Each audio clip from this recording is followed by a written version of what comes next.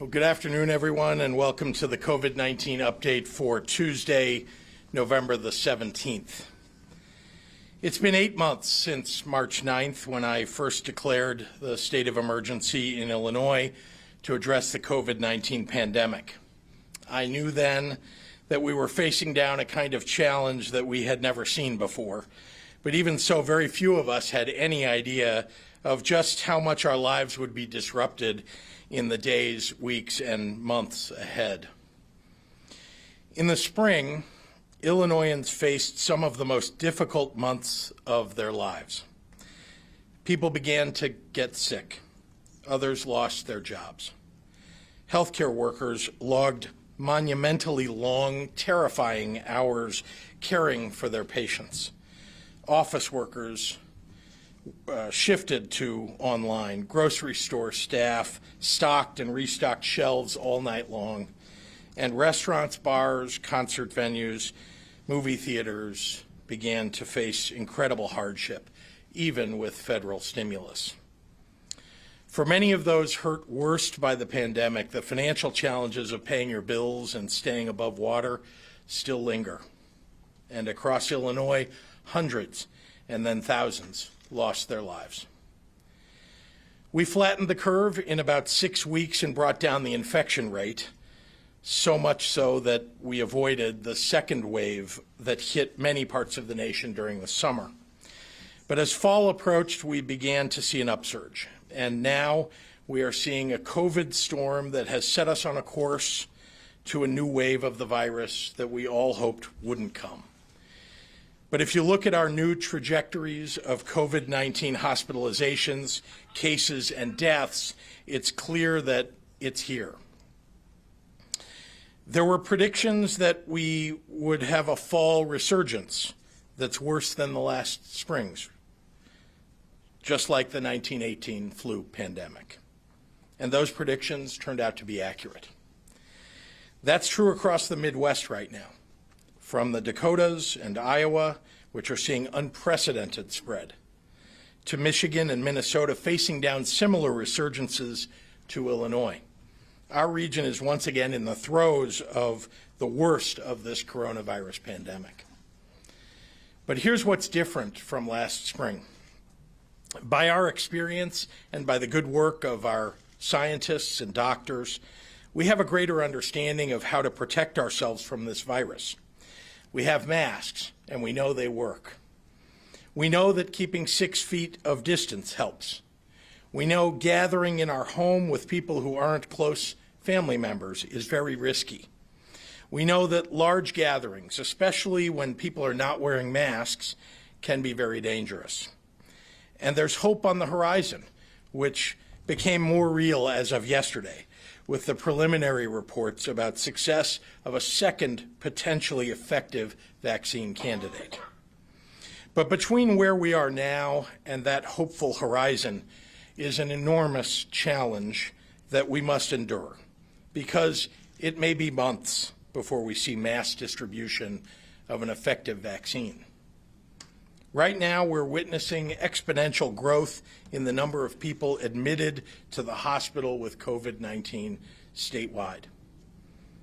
What that means is that while linear growth is when the number of new patients in the hospital grows by the same number day over day or week over week, exponential growth is when daily or weekly percentage growth is constant or increasing.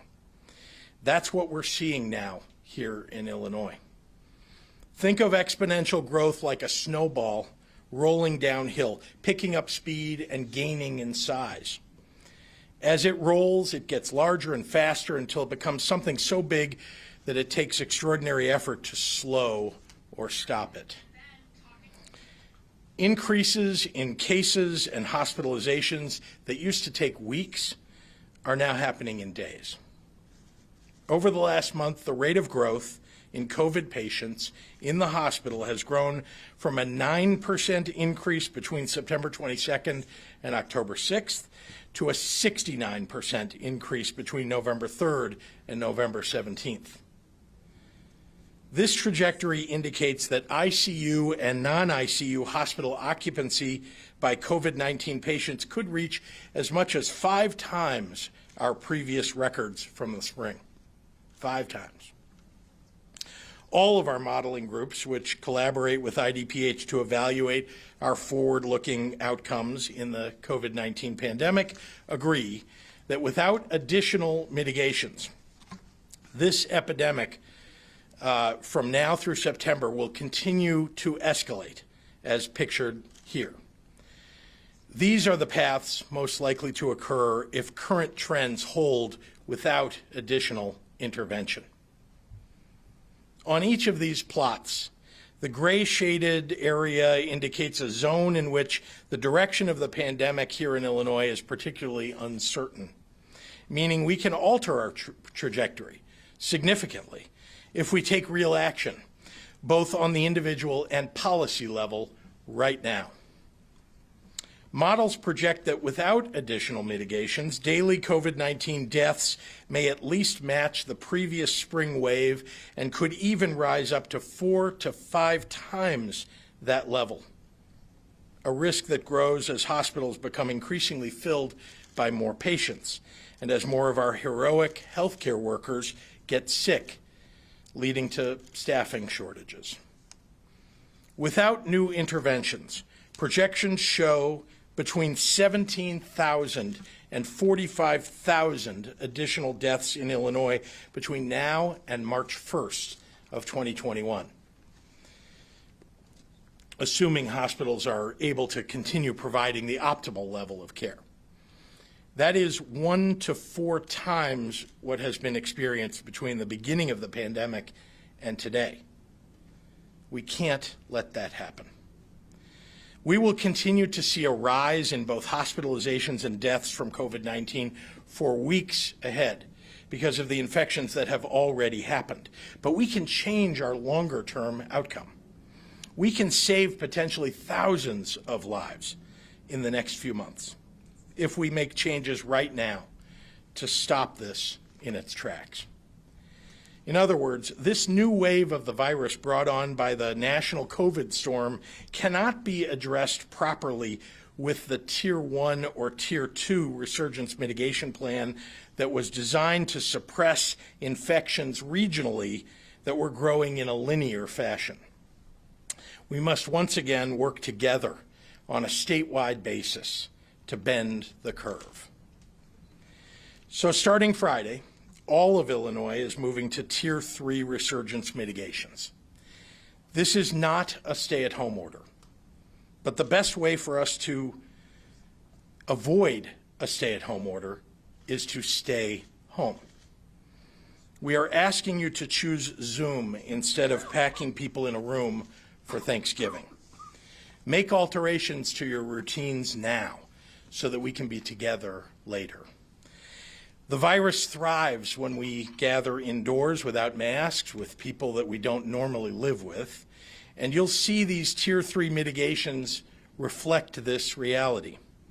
To slow the spread and until we can begin to bring down the infection rate, you should not attend dinners, events, gatherings, or meetings beyond your own household. This is a temporary set of rules that are designed by doctors to keep you safe. To be very clear, we are relying on you here. Nobody will go door to door to check on you, but we're asking people to hold themselves and each other accountable. The more we can avoid gatherings now, especially indoors with the people that we don't already live with, the more likely we are to be able to celebrate the December holidays with less risk to our loved ones and ourselves. Tier 3 boils down to this. If you don't need to do it, don't. That is especially true when it comes to gathering with people outside your household, because the terrible truth is that getting together with people in this way is exactly how the virus spreads. To stop this spread and preserve our December holidays, all of us need to do more than just wear our masks now, though masks are mandatory throughout the state of Illinois. The simple fact is that COVID-19 is spreading quickly and widely. Our hospitals are beginning to experience real strain, and at the current infection rate, they will be overwhelmed. We must not let that happen. So whenever possible, we need you, we want you to stay home. I'm hopeful that by limiting our in-person interactions now, we will succeed at avoiding a stay-at-home order like what we had last spring, when the choice between saving lives and saving livelihoods was even more stark. Tier 3 may allow us to do both. Similar to new restrictions announced over the last few days in Michigan and California and Washington, Tier 3 is Illinois' effort to avoid a stay-at-home order. Meanwhile, no matter what we do, there will be unnecessary economic pain. The virus rages on while Senate Republicans in Washington continue to block additional aid that families and healthcare institutions and small restaurants and nonprofits and cities and states in every corner of our nation desperately need. Their inaction is unnecessarily turning a pandemic into a twindemic. While states with and without mitigations are experiencing a new wave of the virus, the economy is on the verge of taking another step downward, potentially costing millions more jobs across the United States, and all because of the U.S. Senate's refusal to push genuine, meaningful, significant stimulus across the finish line. This will go down as a travesty in American history, because many people in this country cannot sustain one more blow. While we wait for Washington to hear the pleas of American families, we must keep each other safe from this disease. As painful as it is, we must hold the line, avoid another stay-at-home order, battle through these next few months, give our hospitals some breathing room, and save thousands of lives until we can get to the other side of this difficult time. Our single best weapon in the weeks ahead is all of you, and the individual and collective actions that we take as a state to get through this. Those will really matter. As always, these mitigations are based on the latest science and data focused on what will keep people safe. You'll notice that retail stores, as well as personal services where you can keep your mask on, will remain open at limited capacities. Gyms can allow individuals to schedule workouts as long as they wear masks throughout. Schools and daycares can choose to remain open, but with the precautions set out previously by IDPH and ISBE. We continue to rely on local school boards to determine the right approach here. We've provided extensive IDPH attendance to schools, and I urge local officials to carefully consider that, as well as the unique needs of their students and their communities. So far, most public schools have chosen e-learning and hybrid learning solutions, and daycares continue to operate relatively safely. Safety and health is my primary concern, and with Tier 3, the doctors have struck a careful balance based upon what the data and studies show about the risk of contracting the virus in various settings. Unfortunately, no matter what we do to mitigate the potentially damaging effects of this virus, it will require some sacrifice. These mitigations pause a number of indoor activities where the science shows us this virus can most easily spread. Museums, theaters, and casinos will need to temporarily close. Indoor recreational activities, including youth, club, and adult sports, will need to take a pause until we can get our spread under control. All workplaces that have remote capabilities should have their employees work remotely. If you are able to work from home, we need you to do so. For businesses affected by the virus, please apply for the business interruption grants that we created to help you through these times. They can be applied for on the DCEO website at dceo.illinois.gov. Folks, this is not a time to be out and about.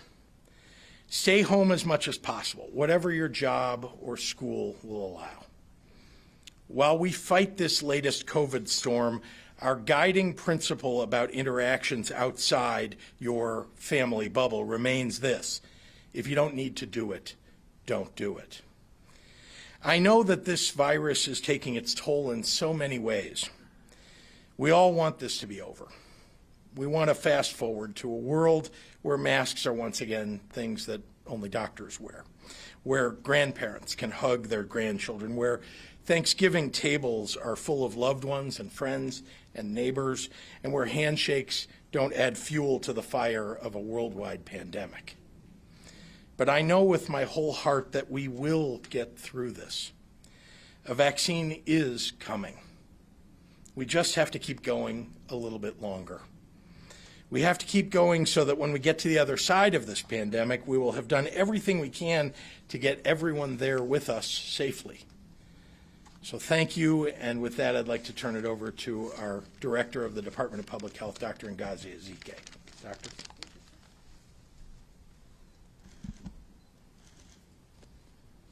Good afternoon. Well, we anticipated it, and we warned about it, and we all knew it was coming. The second wave is now here. But it's not only here, it's more dire than what we saw in the spring. To slow the spread of the virus and to help prevent more cases, more hospitalizations, more deaths, more mitigation measures are being implemented. The science is there, and it's pretty simple. If you're not in the physical presence of other people, the virus can't spread to someone else. It can and will spread at a party. It can and will spread at a dining establishment. It can and will spread at a large Thanksgiving gathering. It can and will spread at a wedding. And it can and will and has spread at funerals. It's like dominoes. If you take one or two out of the line, the dominoes stop falling because there's not something to hit. We've got to take things out of the line so there's not something to hit. Nobody takes this lightly. No one is ignorant to the acute difficulties that so many people and industries will face. But we are really hoping that these additional mitigations will do the trick. We were hoping not even to get here, but as the numbers climbed, we cannot, in good conscience, let our behaviors and activities go unchecked. Today, we are reporting 12,601 new cases for a total of 597,849 cases in Illinois. We've received a report of 97 additional lives lost for a total of 10,875 deaths. Overnight, 5,887 people were in the hospital with COVID-19. That is 1,000 more than we had at our peak in the spring. Of those 5,887, 1,158 patients were in the ICU, and 545 patients were on ventilators. In hospitals throughout the state, 1 out of every 4 patients has COVID, and that number is only going to grow.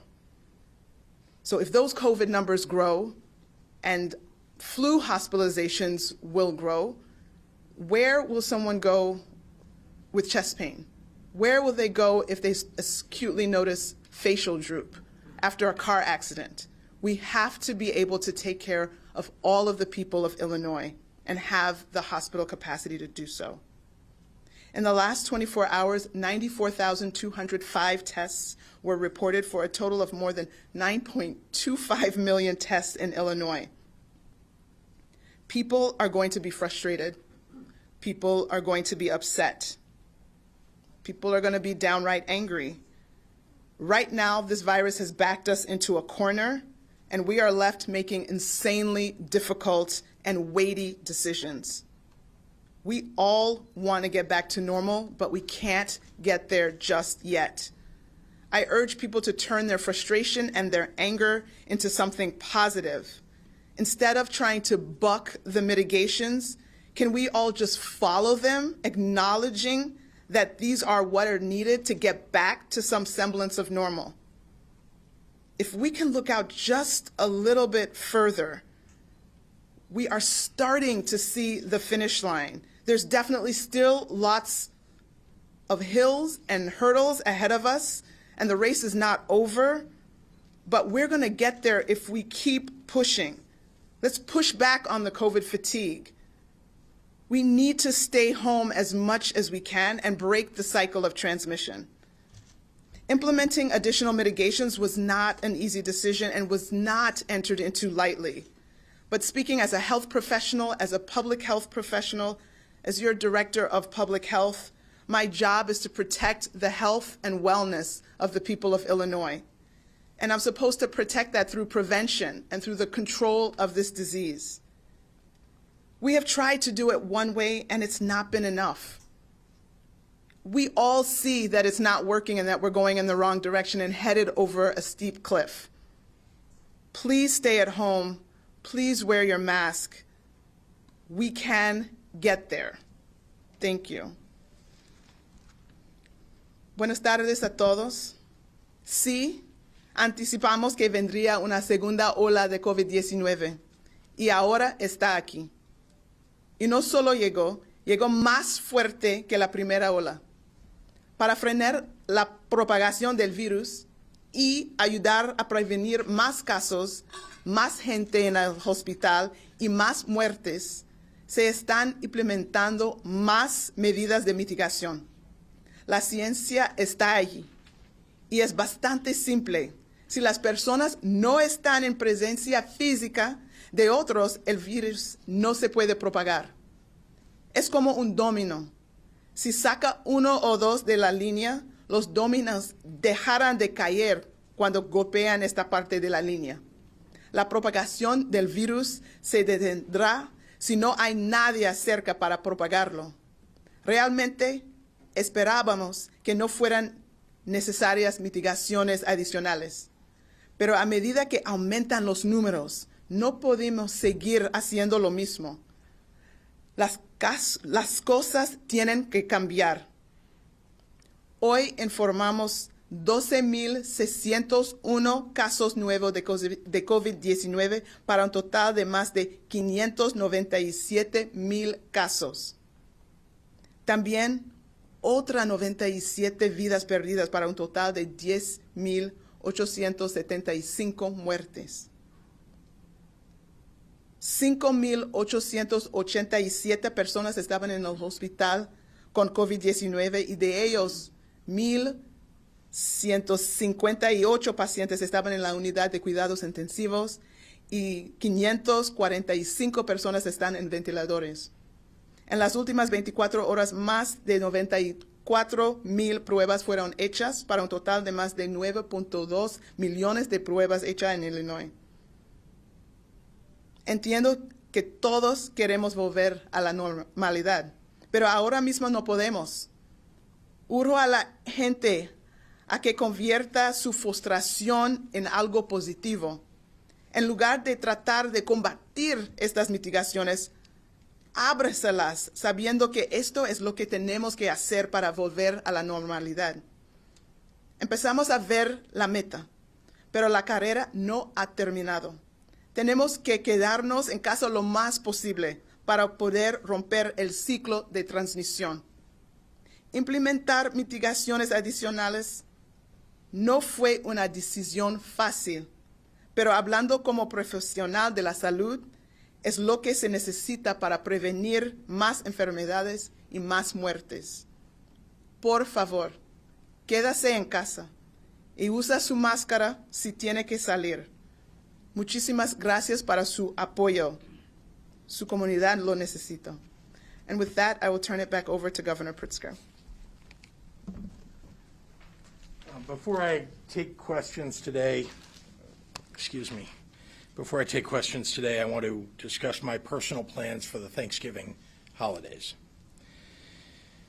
I think you all know that I try very hard to keep my high school age children out of the spotlight. They were not elected to anything. They did not choose this public life, and I have a reasonable expectation that their privacy will be protected. I was taken aback by yesterday's question about my family's holiday plans, in part because my wife and I were in the process of making the very hard decision that we may need to celebrate Thanksgiving apart from one another for the first time ever.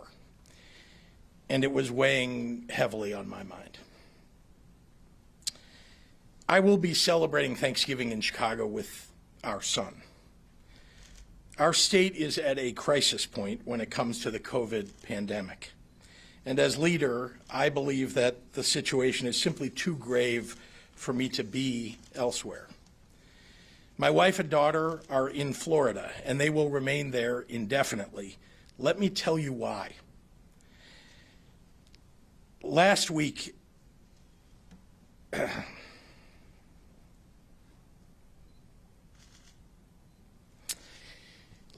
my daughter came under attack in an attempt to have some political effect on me.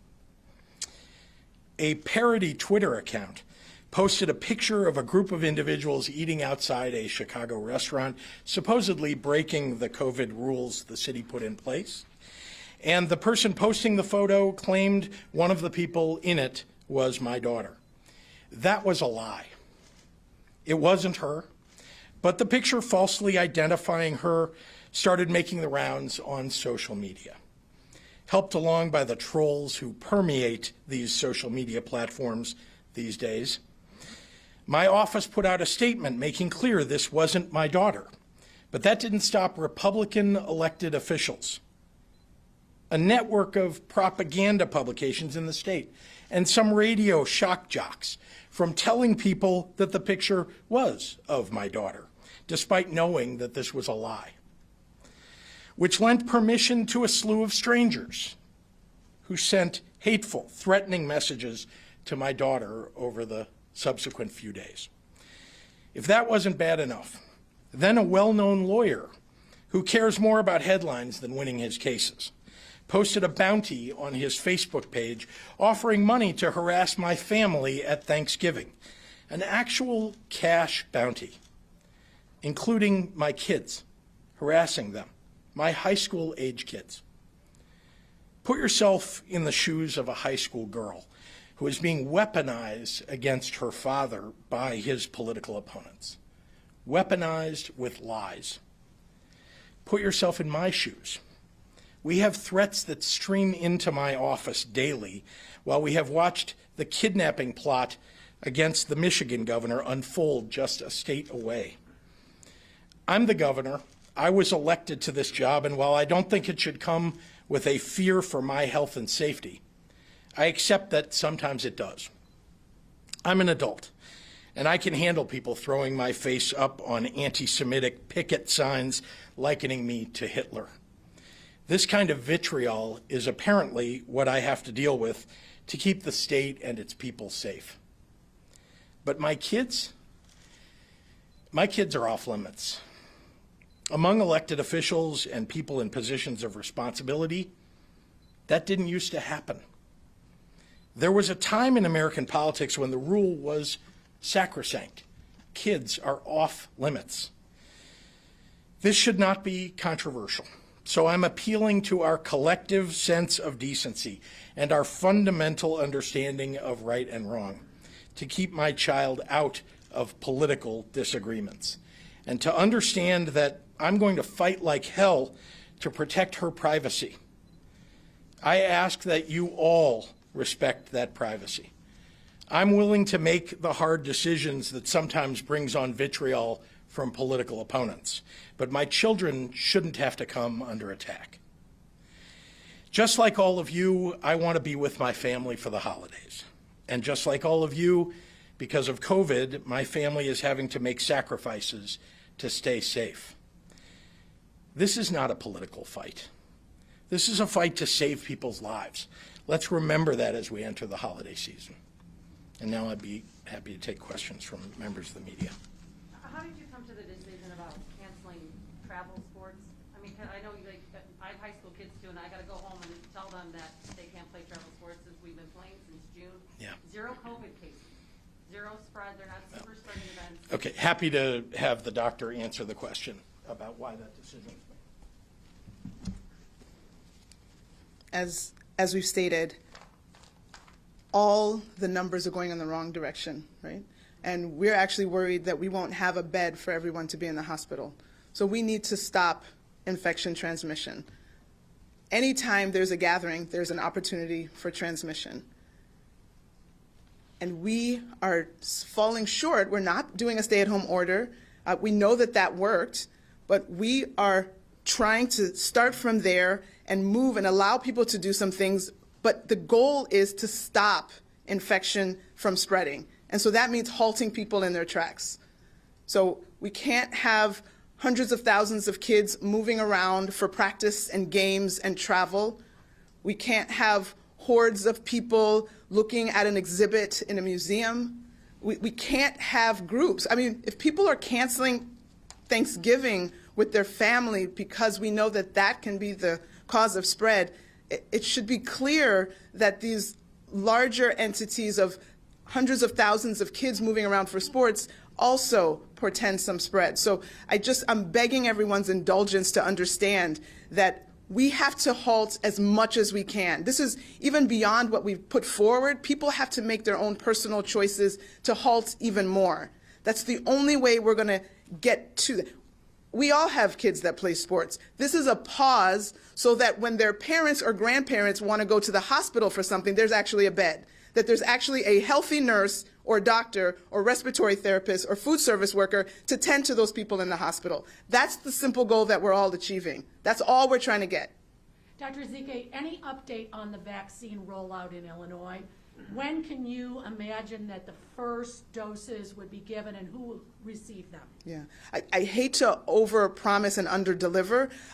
What we have been told is that the Pfizer vaccine is about a week or two away from submitting their application to the FDA for the approval. We've heard that the Moderna vaccine should be going before the FDA in the beginning of December. If that process takes 2 to 4 weeks for revision to evaluate the data, to evaluate all the information, 2 to 4 weeks for that. That means if everything goes well and the FDA looks at all of those materials favorably, we could have the Pfizer vaccine by the end of December. We could have the Moderna vaccine potentially at the beginning of January. You said you're not doing a stay-at-home order.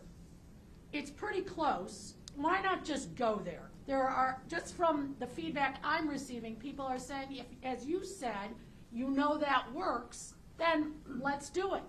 And what would you be saying if we said we were doing that? Then there would be like, why do we have to close everything? We need to get our hair cut. We need to be able to take care of ourselves. I mean, there's no way to win in this. These are all impossible decisions. We have stepped back from a full stay-at-home order. That's the final trigger, obviously. But if everyone cooperates with us on this pause, we don't have to go to the full extreme. And so I hope everybody sees how much we're trying to give some people something while trying to make sure that we protect the health and safety of the people of Illinois. Dr. Ngazi, can you perhaps address, obviously you're making a very strong point here. What are the metrics that you're looking at? In other words, what trips the trigger for the full shutdown that you say you don't want to go to right now? Right. So obviously, I'm already getting calls from hospitals that there's not a bed, right? So we are trying to look at how far that goes. We know that even when we implement mitigation, first of all, implementing mitigation, putting words on a paper saying we're supposed to do this, we're supposed to do that, that does absolutely nothing to interrupt infections and interrupt disease transmission.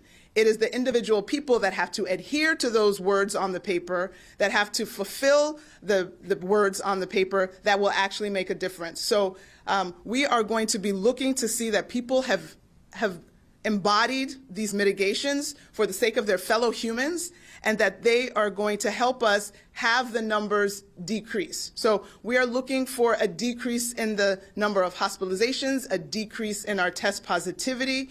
We're looking to see that there's increased availability of beds in the hospitals. So we will create the new metrics that people can follow along on our website. If they have been careful to do that, we will continue to make that available as we transition into this tier 3. But obviously, we will all know that as the numbers, 10,000 new cases, 15,000 new cases, 12,000 new cases today, clearly that's not the direction we want to go in. As we see those numbers decrease, that will definitely tell us that we're on our way. We have to be patient, because this is not something that if everybody just hunkers down for, today they, wore their mask for the whole day. That's not going to be enough. We're going to have to hang in there and keep doing this. I can't say exactly how long it's going to be, but the numbers will not lie to us. They have consistently given us the story so clearly, everything moving in the same direction. There's nothing to really argue. And when we see what we need to see, we will be the first people to come up here and say, look, we can come pull back. But what hospital, I'm sorry. Northwestern Memorial data. Can I just follow up? Maybe just the question, maybe I didn't ask it well enough. And the question is, you're telling people to do all these things. What's the line in the sand you're drawing? In other words, if hospitalizations get, available beds below a certain point, or is there at that point that you can say, if we get here, we're going full shutdown? Do you mind if I take this? Because I think it's important to recognize that there's nothing exact about this virus, okay? And so it is hard. It is hard to set, lines in the sand, and especially when we're at the levels that we're at now.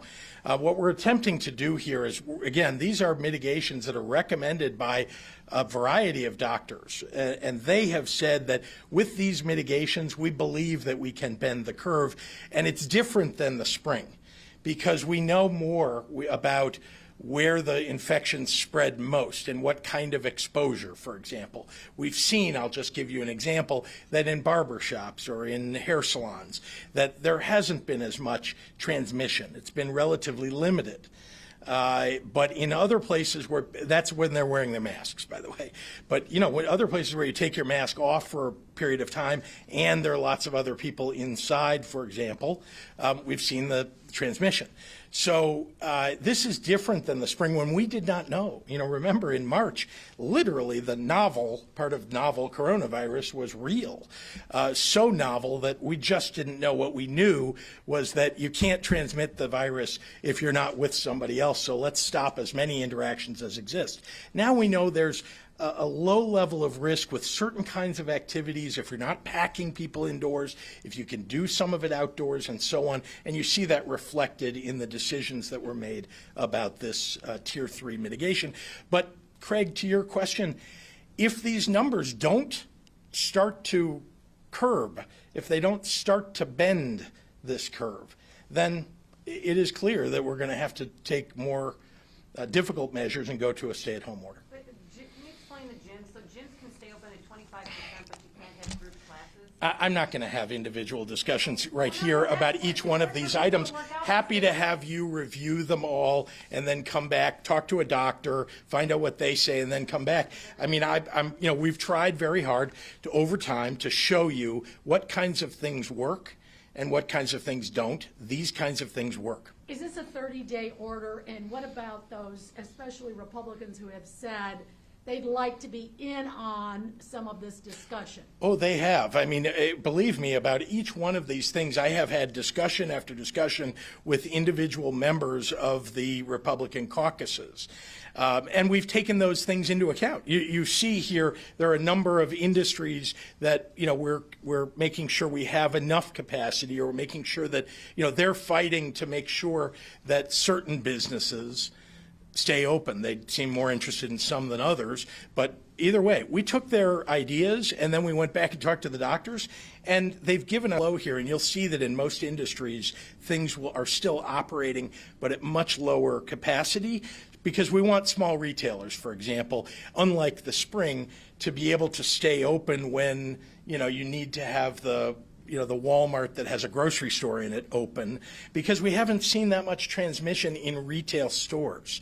And so again, what the doctors are trying to do is measure the risk and then take action based upon how we can limit risk but still keep things going. Pausing casinos will be especially effective in places like Joliet or where other towns that have a casino. And it's been sort of this no-win for you, people asking you, why are they open? Now you're going to close them.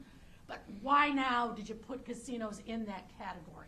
Well, again, because the question is, why did we make changes in any of this? And the answer is the numbers don't lie. The numbers tell us that we need to slow down and stop interactions wherever we can. And the truth is that people were packing into casinos just like they were in other places. VGTs, right? Many of the reasons that some of the bars or restaurants were keeping their doors open is because their video gaming terminals were providing them with a lot of income.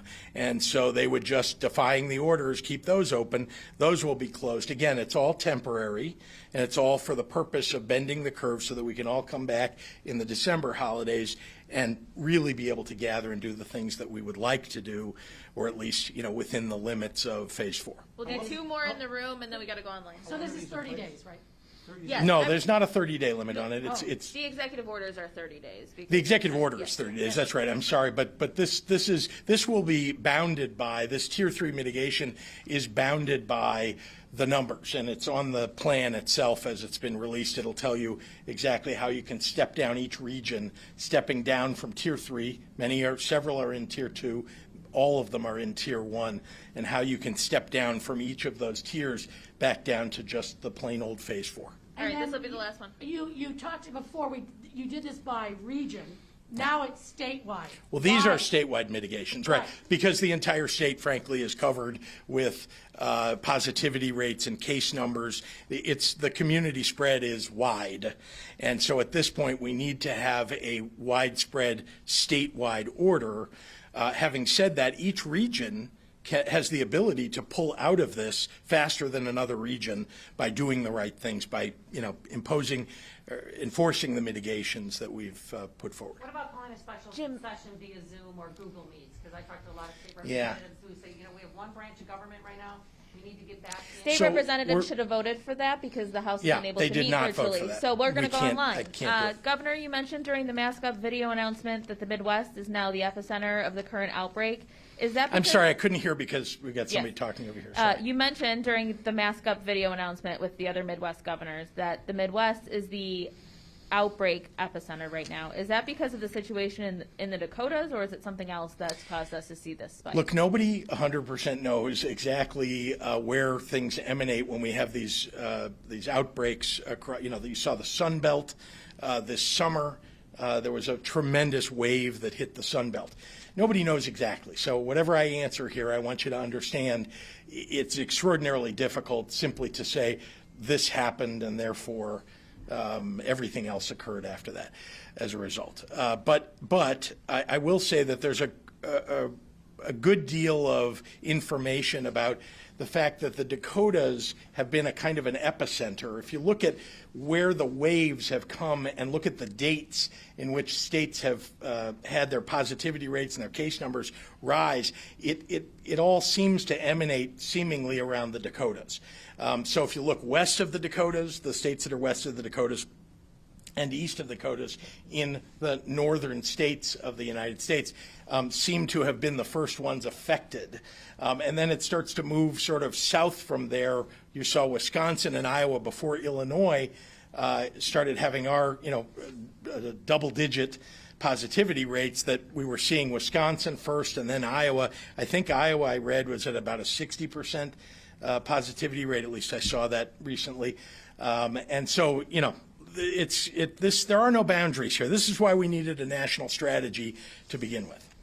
Mark Maxwell said we could all see the rate of rise in new infections, hospitalizations for weeks. You acted much sooner in the spring. What took so long? How did your recent court victories play a role in this decision? The court, first of all, these snake oil salesmen who are trying to take the state to court and take money from bars and restaurants and other people claiming that these orders aren't proper. We've told them all along that the orders are proper, and indeed the courts have ruled such. So that really has nothing to do with the decisions that we make. We have been watching the linear growth, and we have been imposing mitigations to try to bring down the curve on a linear basis and doing it regionally. That has worked in the past, but it stopped working at some point when the linear went to exponential, or at least we saw, and you heard me talk about this days past, in fact, a couple weeks ago, about that tipping point from linear to exponential. And we were watching that very closely. And so it's at that point that it was clear that we needed to put significantly more restrictions in with Tier 3 mitigations. He had a follow-up as well. The JCAR rule empowers local governments to fine businesses who defy IDPH guidance. Do you expect local governments to issue fines to enforce these new rules? Yes, they should. It is just as they should enforce state laws. The state executive orders are also enforced by local law enforcement and local states' attorneys. Christopher Carter at WAND. IHSA has said they invited Dr. Ezike and members of your office to meet to discuss on how to move forward, but that request has been denied. Can the governor or Dr. Ezike address this, and how are they expected to move forward without? Okay, well, as you saw today with the Tier 3 mitigations, we obviously are asking people not to have youth sports operating in any significant fashion, so I think that's probably moot at this point. Joel Ebert is asking if you are considering implementing a statewide curfew similar to what Ohio Governor Mike DeWine announced today. No, we have asked that bars and restaurants close at 11 o'clock and don't reopen until 6 a.m. if they do open at 6 a.m., but there's no statewide curfew. Jake Griffin at the Daily Herald, where is the state on the rollout of saliva testing elsewhere in the state outside of the University of Illinois? Working very hard on it. By the way, it's the University of Illinois' saliva test. So to be clear, it all emanates from the SHIELD program at the U of I, working very closely with them and working with the other universities across the state and labs where we can roll it out.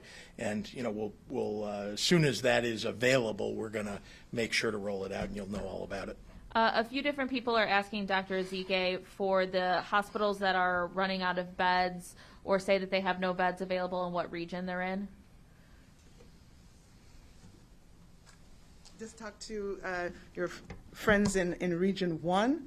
We have issues in Region 7, and then there are other places that are just a stone throw away from the same.